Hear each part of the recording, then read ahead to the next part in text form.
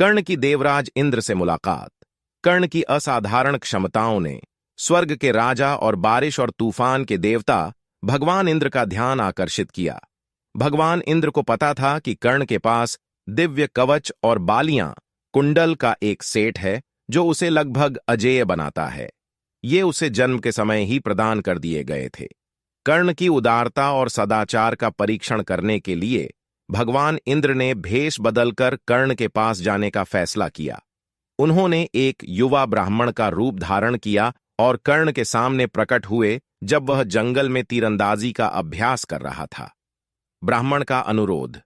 प्रच्छन्न भगवान इंद्र ने कर्ण को उसकी असली पहचान और उसके उद्देश्य के बारे में बताया। उन्होंने बताया कि वे कर्ण की उदारता की परीक्षा लेने आए थे और भिक्षा में दिव्य कवच और कुंडल मांगे थे। वह जानता था कि ये वस्तुएं कर्ण की शक्ति और सुरक्षा का सबसे बड़ा स्रोत थीं। कर्ण की निस्वार्थता। कर्ण, जो धर्म, कर्तव्य के प्रति अपने अटूट पालन के लिए जाने जाते थे, ने संकोच नहीं किया। अपने कवच और कुंडल को अलग करने के परिणामों को जानने के बावजूद वह बिना एक पल की हिचकिचाहट के ब्राह्मण के अनुरोध पर सहमत हो गया। उसने बड़ी सावधानी से अपने शरीर से कवच और कुंडल काटकर ब्राह्मण को दे दिए। भगवान इंद्र का रहस्योद्घाटन। कर्ण की निस्वार्थता और बड़प्पन से प्रभावित होकर भगवान इंद्र ने उसकी असली पहचान बताई और उसके असाधारण गुणों के लिए कर्ण की प्रशंसा की। उन्होंने कर्ण के दानशीलता के कार्य के लिए आभार व्यक्त किया। भगवान इंद्र का आशीर्वाद।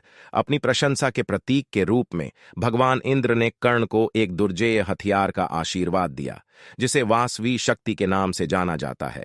इस हथियार का उपयोग केवल एक बार किया जा सकता था, लेकिन यह अविश्वसनीय रूप से शक्तिशाली था। कर्ण का भाग्य। कर्ण की उदारता का कार्य भले ही महान था, लेकिन इसके परिणाम भी थे। अपने दिव्य कवच के बिना कर्ण युद्ध में कमजोर हो गया। इस भेद्यता ने अंततः कुरुक्षेत्र युद्ध के दौरान उनकी हार में महत्वपूर्ण भूमिका निभाई।